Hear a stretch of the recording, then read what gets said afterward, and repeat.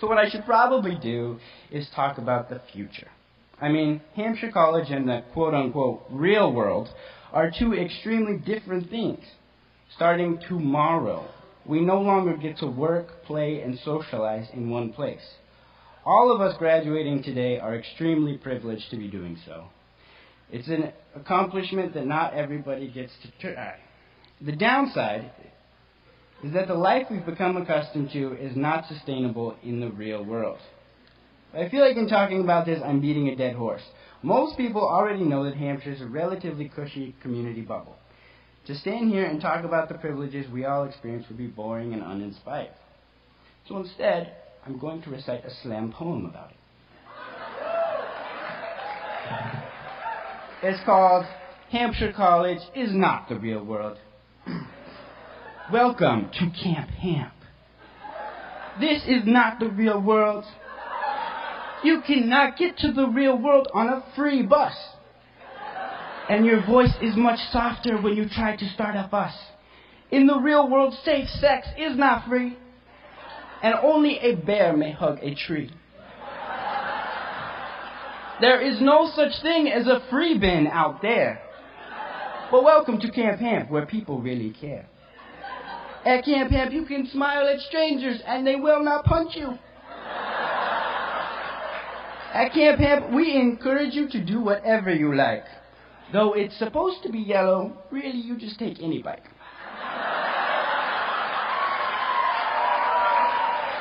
But you are safe here, really you are. Here are the keys to your grace-powered car. What's that, you say? It's time for you to leave? But out there it's sad and scary. You'll have to grieve. Life out there is not nearly so funny. Don't worry, though. At least you'll have money. What do you mean you don't have the dough? Where on earth did it possibly go? Why can't you be more like your friends and your peers? Their moms and dads won't stand for their tears. Fine then, leave us, go. I should probably warn you, though. Out there you don't get credit if you just sit there and think. They actually expect results. It stinks. Oh, by the way, here's the bill of what you owe. The longer it takes to pay, the more it will grow. So you'd better get to work in a lucrative zone if you're ever going to move past that loan. What do you mean you can't make it, dear? What have you been doing for all of these years? Art? Expression? Design, all working for change? I do not see these on the stock exchange. Oh, and if you wouldn't mind while you're out there alone, if we call, please pick up the phone. We'd love to stay in touch and wish you good luck. And maybe ask if you could spare a buck. But to recite a poem, that's not really my style. I mean, it's ludicrous to generalize our experiences here, figure out how that translates into our futures, and then try and fit that into some silly rhyme scheme. So instead, I should probably take the easy route and sing the praises of this, the graduating class of 2008.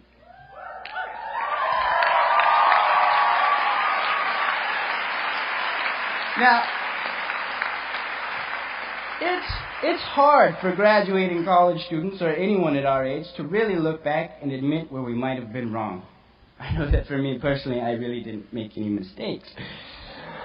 Although our journey together was far from perfect, as your elected student speaker, I can honestly say that I believe this class was an exceptional one. It's almost too easy to talk about how it's all come together this year. Taking part in Division 3 has truly bonded us in a way that the senior classes at other institutions do not get to experience.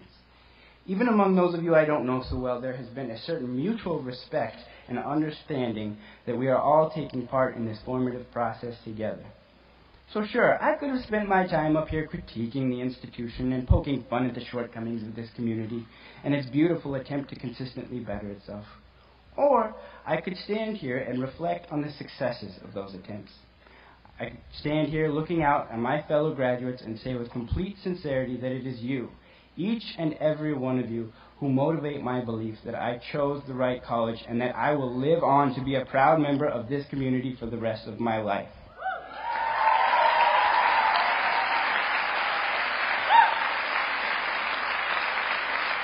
Yes, the world is truly a mess, but I have the confidence to maintain hope.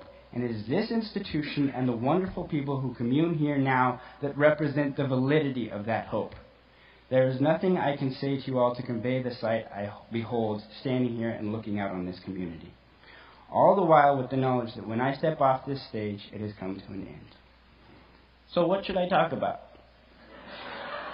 Still, I don't know.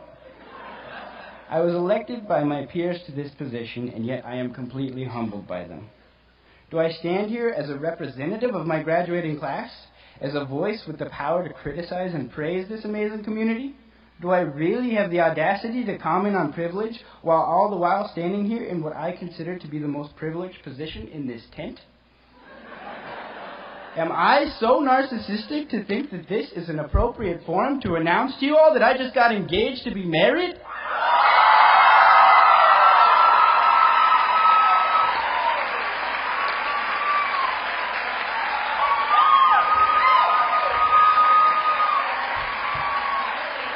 Do I have the ego to attempt to make everyone here laugh or think or be moved?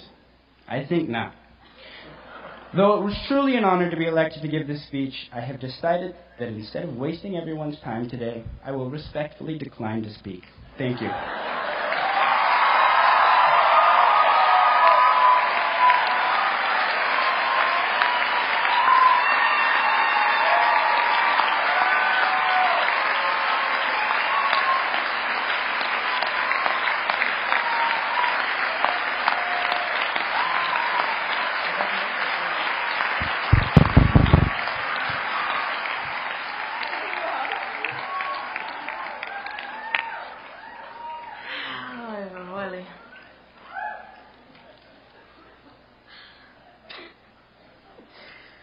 Okay, Ewen.